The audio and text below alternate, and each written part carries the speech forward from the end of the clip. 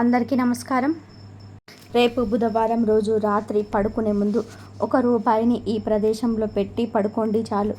తెల్లవారేసరికి కోట్ల కట్టలు వచ్చి పడతాయి. మీ కష్టాలు తీరిపోతాయి. వద్దన్న సరే డబ్బు వచ్చి పడుతుంది. మీ సమస్యలన్నీ తీరిపోతాయి. అద్భుతమైన ఫలితాలు వస్తాయి.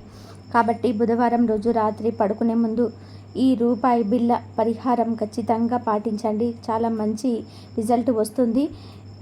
బుధవారం రోజు రాత్రి 9 దాటిన తర్వాత ఈ పరిహారం చేసుకుంటే చాలా మంచిది. మనకు ఉండే ప్రతి సమస్య కూడా తీరిపోతుంది. ప్రతి ఇబ్బంది కూడా తీరిపోతుంది. పరిహార శాస్త్రంలో రూపాయి బిళ్ళకు ఎంతో ప్రాధాన్యత ఇచ్చారు. రూపాయి కూడబెడితేనే వందలు, వేలు, లక్షలు, కోట్లు వస్తాయి. ఎవరి సంపాదన అయినా సరే రూపాయితోటే స్టార్ట్ అవుతుంది. అటువంటి రూపాయి బిళ్ళతోటే ఈ పరిహారం చేసుకుంటే మీకుండే కష్టాలు పోతాయి. మంచి శుభ ఫలితాలు వస్తాయి. ముఖ్యంగా ఎవరైతే ధన సమస్యలతో బాధపడబోతున్నారో వారు ఈ పరిహారం చేసుకుంటే అద్భుతమైన ఫలితం వస్తుంది. ఎలాంటి కఠినమైన కష్టం ఉన్న దాని నుండి బయటపడగలుగుతారు. ధనంతో అనగా రూపాయి బిళ్ళతో ఈ పరిహారం చేస్తున్నారు కనుక ధనం మీ వైపు బాగా అట్రాక్ట్ అవుతుంది. 4 వైపుల నుండి ధనం దూసుకు వస్తుంది. సంపాదన మార్గాలు పెరుగుతాయి. ధన సమస్యలన్నీ కూడా పోతాయి. మరి ఇంతకు ఈ బుధవారం రోజు రాత్రి పడుకునే ముందు రూపాయి బిళ్ళతో ఏం చేయాలనే విషయాన్ని ఈ వీడియోలో వివరంగా తెలుసుకుందాం. అంతకన్నా ముందు గణపతి తన తల్లి అయిన పార్వతీదేవి రక్తం వచ్చేలాగా ఎలాగా కొట్టాడో తెలిపే పురాణ కథను విందాం. ఒకసారి వినాయకుడు కైలాసంలో పసివాడుగా ఉన్నప్పుడు పార్వతీదేవికి చెప్పి బయట వాళ్ళ వనంలోకి ఆడుకోవడానికి వెళ్ళాడు. బాలగణేశుడు ఆడుకుంటూ ఉంటే చిన్న పిల్ల కనిపించింది. పిల్లిని పట్టుకోవాలని, దానితో ఆడుకోవాలనే బాలగణేశుడికి ఎంతో మనసైంది. ఆ పిల్లతో పట్టుకోవాలని గణేశుడు ఎంతో కోరిక కలిగింది. ఈ చిన్న పిల్లిని పట్టుకుందామని చూస్తూ ఉంటే దొరకకుండా పారిపోతుంది. గణేశుడు ఎంతో ప్రయత్నించాడు. కానీ పిల్లి మాత్రం దొరకలేదు. చూడడానికి కాస్త ముద్దుగా ఉంటాడు కదా గణపతి. అటు పరిగెత్తి ఇటు పరిగెత్తి కాస్త ఆయాసం వచ్చింది. పసివాడు అవడంతో కోపం కూడా వచ్చింది. ఎలా అయినా సరే పిల్లిని పట్టుకోవాలని అనుకున్నాడు బాలగణేశుడు. మొత్తానికి కష్టపడి ఆ పిల్లను పట్టుకొని కోపంతో దాని ముఖం మీద గిరాడు. పిల్లి ముఖం మీద రక్తపు చారికలు వచ్చేశాయి. మ్యామ్ అంటూ బాధపడుతూ చేతిలో నుంచి జారి వెళ్ళిపోయింది ఆ పిల్ల. బాలగణేశుడు సంతోషంగా వెనక్కి తిరిగి వచ్చాడు. బాలగణేశుడు వచ్చేసరికి పార్వతీదేవి అటువైపు తిరిగి కూర్చొని ఉంది. గణేశుడు అమ్మ ఆకలి వేస్తుంది అని అక్కడికి పెట్టాను నాన్న, వెళ్ళి తిను ఉండ్రాళ్ళు అంది అమ్మవారు. కానీ గణేశుడు వైపుకు చూడలేదు అమ్మ. ఎటువైపుకు వెళ్తే అటువైపుకు కనిపించకుండా ముఖం తిప్పుకుంటూ ఉంది ఆ తల్లి. గణేశుడికి బాధ వేసింది. అమ్మ ఏమి చేశాను నేను, ఎందుకిలా తల తిప్పుకుంటున్నావు అని అడిగాడు. దానికి పార్వతీదేవి నువ్వు వెళ్ళు అంది. అలా కాదు, నిజం చెప్పు, ఏమైంది అంటుంది. బలవంతంగా పార్వతీదేవి ఎదురుగా వెళ్ళి నిలుచున్నాడు చిన్ని గజాననుడు. తల్లి బుగ్గల మీద రక్తపు చారికలు కనిపించాయి బాలగణేశుడికి. వెంటనే ఆవేశం వచ్చింది ఆ పార్వతీ తనయుడికి. ఎవరమ్మా ఇలా చేసింది, నిన్ను గాయపరిచిందంతా దుర్మార్గుడు ఎవరు చెప్పు, వెంటనే వెళ్ళి వాళ్ళను కొట్టి వస్తాను అన్నాడు. అప్పుడు పార్వతీదేవి వేరే వాళ్ళైతే నువ్వు కొట్టి వస్తావు, చేసింది నువ్వే కదా అంది. అదేంటమ్మా, నేను నిన్ను గనపరచడం ఏంటి అని ఆశ్చర్యపోయాడు బాలగణేశుడు. పార్వతీదేవి నవ్వి, పిచ్చి తండ్రి, నీ ఎదురుగా కనిపిస్తున్న నేనే నీకు అమ్మను అనుకుంటున్నావా? నేను ప్రపంచంలో చీమ మొదలు ప్రతి దానికి తల్లిని కదా. నువ్వు ఇందాక ఏమి చేసి వచ్చావు ఒకసారి గుర్తు తెచ్చుకో అని అడిగింది ఆ సర్వమంగళాదేవి. వెంటనే అర్థమైంది బాలగణేశుడికి. పార్వతీదేవి కన్నీళ్లతో వనంలోకి వెళ్ళిపోయాడు. వనం మొత్తం తిరుగుతూ పిల్ల కోసం తిరిగాడు. ఒక చెట్టు పొదల్లో మూలలో కూర్చొని బాధగా అరుస్తుంది ఆ చిన్ని పిల్ల. ముఖం మీద గణేశ చేసిన గాయంతో అరుపు, రక్తపు చారికలు అలాగే ఉన్నాయి. వెంటనే బాలగణేశుడు పిల్లను దగ్గరికి తీసుకుని గాయాలకు ఔషధ మూలికలతో మందు వేసి పూసి దానికి తినడానికి ఆహారం పెట్టి అప్పుడు వదిలిపెట్టి ఇక తిరిగి ఇంటికి వచ్చాడు.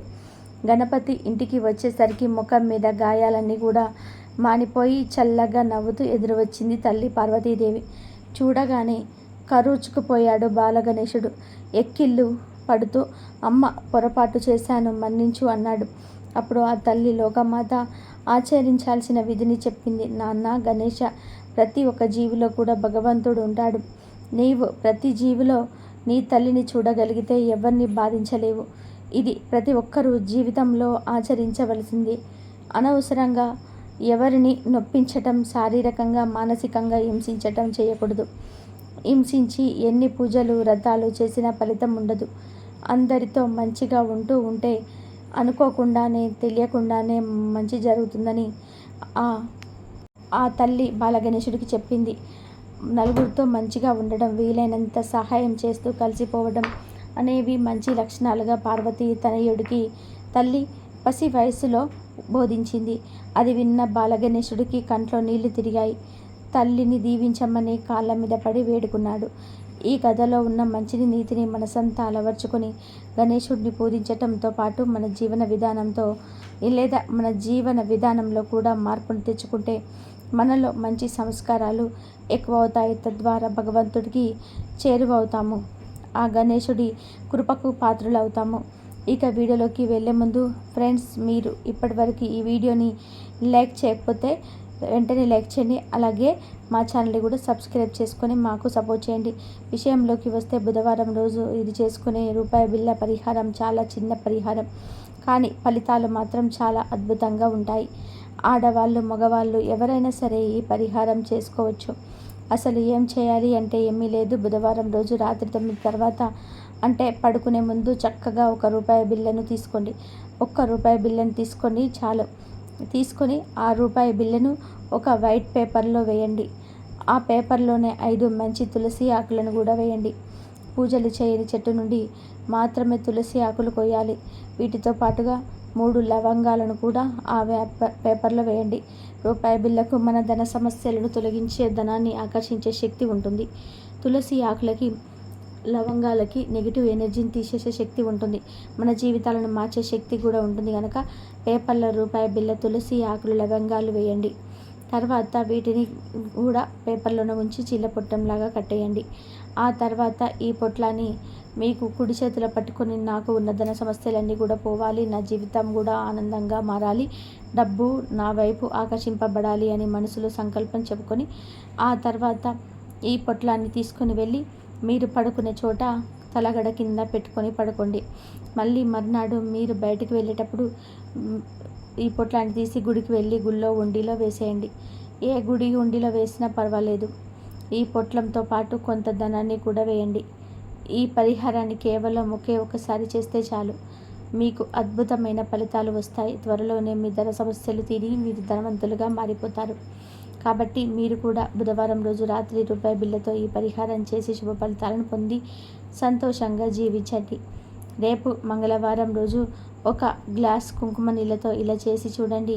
1 గంటలో మీరు అద్భుతాన్ని చూస్తారు. మీ దశ తిరిగిపోతుంది. మీ సమస్యలన్నీ కూడా తీరిపోతాయి. కష్టాలన్నీ కూడా తీరిపోతాయి. మీ జీవితం చక్కగా మారుతుంది. ఈ పరిహారం చేసి చూడండి. ఖచ్చితంగా 1 గంటలో మీ జీవితం మారిపోతుంది.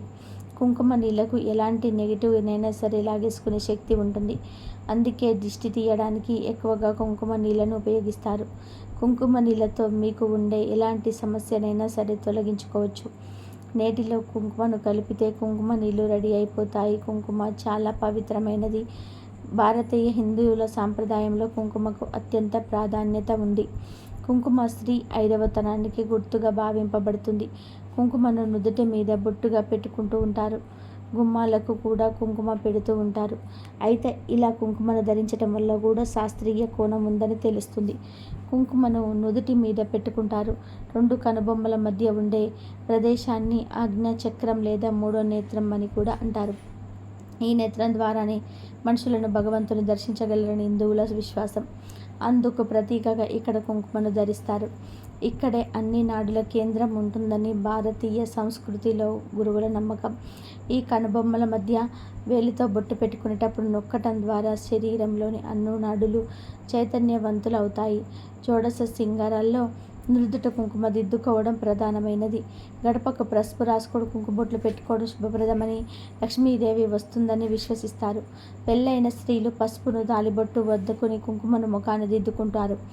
స్త్రీలు నుదుట కుంకుమను దిద్దుకుంటారు. అలాగే గుడికి వెళ్ళినప్పుడు, పూజలు చేసినప్పుడు ఆడ మగ తేడా లేకుండా అందరూ కుంకుమ బొట్టు పెట్టుకోవడం ఓ సాంప్రదాయం.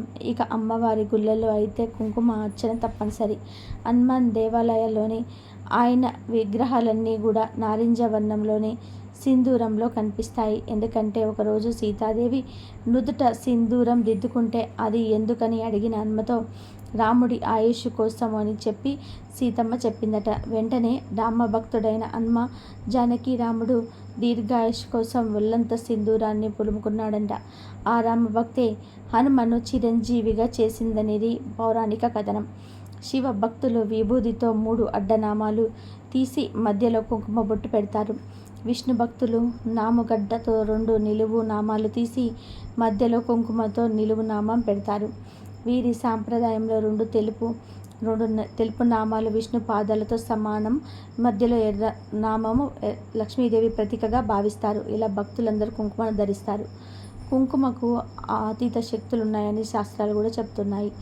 ఇంతటి పవిత్రత కలిగిన కుంకుమను నీటిలో కలిపి ఆ నీటితో మంగళవారం రోజు ఈ చిన్న పరిహారం చేస్తే గంటలో మీ దశ తిరిగిపోతుంది. లక్షలు కాదు కోట్లు సంపాదించే యోగం వస్తుందని శాస్త్రాలు చెప్తున్నాయి. అంటే మీ సంపాదన పెరుగుతుంది. మీరు ఎప్పుడు ఊహించనంత విధానంగా మీ సంపాదన పెరిగిపోతుందని అర్థం. కొంతమంది ఎంత సంపాదించినా ధనం ఖర్చు అయిపోతుందని, అవసరాలకు సరిపడట్లేదని బాధపడుతూ ఉంటారు. అలాంటి వారు ఈ పరిహారం చేసుకుంటే చాలా చక్కగా సంపాదన అనేది పెరుగుతుంది. వేలు సంపాదించేవారు లక్షలు సంపాదిస్తారు. లక్షలు సంపాదించేవారు కోట్లు సంపాదిస్తారు. నియమం ప్రకారం చేయాలి. ఈ పరిహారాన్ని చాలా రహస్యంగా చేసుకోవాలి. మగవారైనా ఆడవారైనా ఎవరైనా సరే చేసుకోవచ్చు. అసలు మంగళవారం రోజు కుంకుమ నీళ్ళతో ఏం చేయాలో ఇప్పుడు ఈ వీడియోలో వివరంగా తెలుసుకుందాం. మంగళవారం రోజు ఎవరైతే ధన సంపాదన పెరగాలని కోరుకుంటారో వారు సాయంత్రం 6 నుండి 12 గంటల మధ్యలో ఒక గాజు గ్లాసుని కానీ స్టీల్ గ్లాసుని కానీ తీసుకోవాలి. లేదంటే రాగి గ్లాసు, ఇత్తడి గ్లాసు తీసుకున్నా పర్వాలేదు. మీ దగ్గర ఏ గ్లాసు ఉంటే ఆ గ్లాసుని తీసుకోండి. ఆ గ్లాసులో నిండుగా నీళ్లు పోయండి. అలా నీళ్లు పోసిన తర్వాత ఆ నీటిలో 2 స్పూన్ల కుంకుమ వేయండి. తర్వాత కుంకుమ నీటిలో కలిపే విధంగా కలపండి. ఈ పరిహారానికి పూజలలో వాడని కుంకుమను ఉపయోగించాలి. అంటే కొత్త కుంకుమ కొన్ని తెచ్చి ఈ పరిహారం చేసుకోవాలి. ఇలా గ్లాసులో కుంకుమ నీళ్ళు రెడీ చేసుకున్న తర్వాత గ్లాసును మీ చేతిలో పట్టుకొని మీ ఇంటి బయటకు వచ్చేసి మీ ఇంటి చుట్టూ 3 సార్లు తిరగండి. అంటే 3 ప్రదక్షిణాలు చేయండి. అలా తిరిగేటప్పుడు మీ మనసులో కోరికను కోరుకోండి. మాకు చాలా ఆర్థిక ఇబ్బందులు ఉన్నాయి. మా సంపాదన సరిపోవటం లేదు. మా సంపాదన పెరగాలి.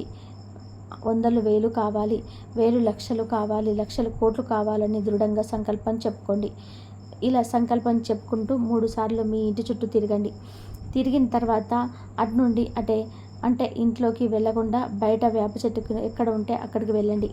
చీకటిగా ఉన్నప్పుడు రాత్రి సమయంలోనే వేప చెట్టు దగ్గరికి వెళ్ళి ఆ చెట్టు మొదట్లో ఈ కుంకుమ నీళ్లు పోసేసి వెనక్కి తిరిగి చూడకుండా మీ ఇంటికి వచ్చేయండి. కాళ్ళు చేతులు కడుక్కొని పరిహారానికి వాడిన గ్లాసును కూడా బయటే కడిగేసి లోపలికి వెళ్ళిపోండి. ఇలా చేయటం వలన వేప చెట్లు అమ్మవారి స్వరూపం కాబట్టి అమ్మవారే గంటలో మీ సమస్యకు సొల్యూషన్ చూపిస్తారు. గంటలో మీరు ఏదో ఒక అద్భుతాన్ని వింటారు లేదా చూస్తారు. క్రమక్రమంగా మీ సంపాదన కూడా పెరుగుతుంది. ప్రతి మంగళవారం ఈ పరిహారం చేస్తే మీకు తిరుగులేని రాజయోగం పడుతుంది. కాబట్టి ప్రతి ఒక్కరు కూడా మంగళవారం రోజు కుంకుమ నీళ్ళతో ఈ పరిహారం చేసి శుభ ఫలితాలను పొందండి. ఇదండి ఈరోజు వీడియో. నా వీడియో కనుక మీకు నచ్చినట్లయితే ప్లీజ్ లైక్ చేయండి, షేర్ చేయండి, సబ్స్క్రైబ్ చేయండి. మరొక మంచి వీడియోతో మళ్ళీ కలుద్దాం. రేపు కుంకుమ నీళ్ళతో ఈ విధంగా చేయండి. ఆ అమ్మవారి అనుగ్రహం అందరిపైన ఉండాలని కోరుకుంటున్నాను. అలాగే రూపాయి బిళ్ళతో కూడా ఈ విధంగా చేసుకోండి.